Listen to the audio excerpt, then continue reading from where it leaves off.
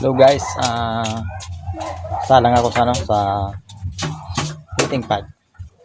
Ang kagurangan, mapas sa Indo, kasi ito sa iyo ng espiritu.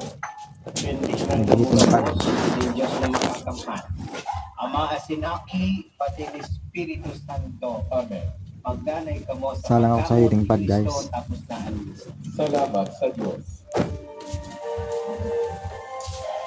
Yung mainit ang hinihigaan guys.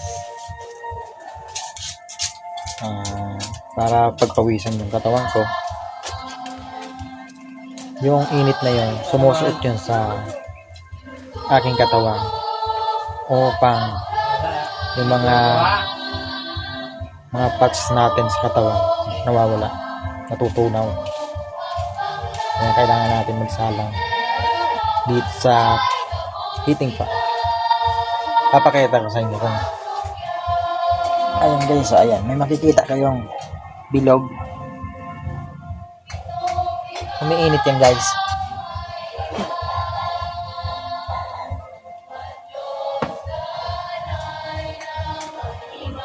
Yung init niyan, yun, mabisang mabisang pang-therapy sa katawan. Tsaga-tsaga lang ako na sumalang dito. Mga 1 oras ang salang.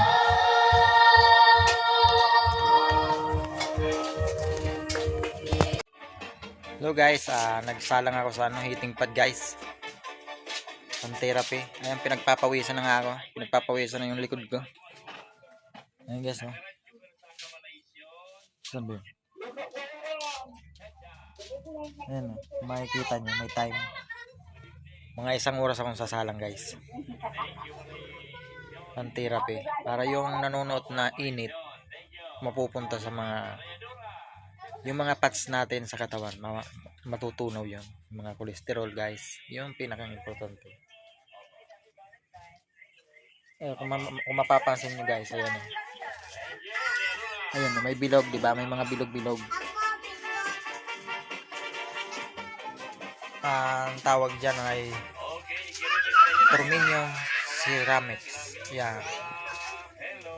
Yung init nyan, pumapasok sa ating katawan. Yun ang nakakatunaw ng cholesterol.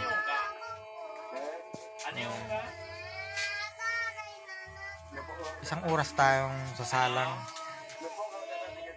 para manood sa ating katawan. Pinagpapawisan na nga ako guys. Importante na ito, pagpawisan tayo.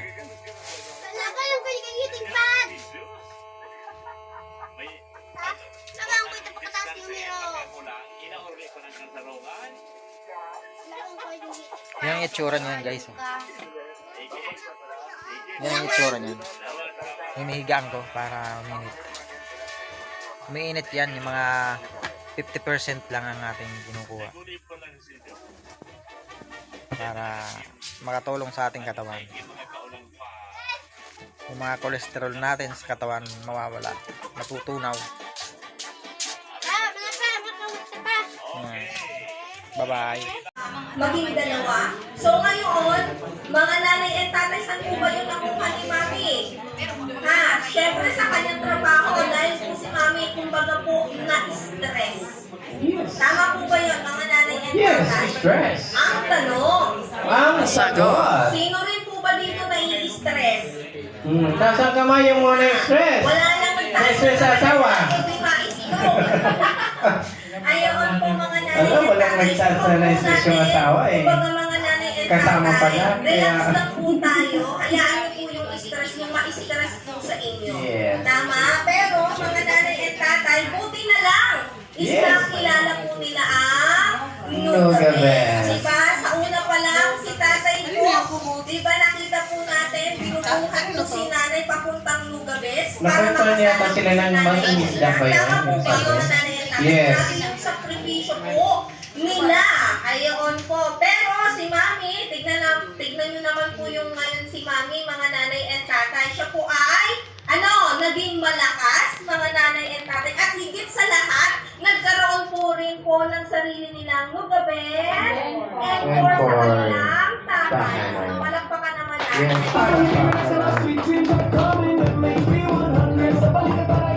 So nakita rin po natin, hindi naman sila mayaman.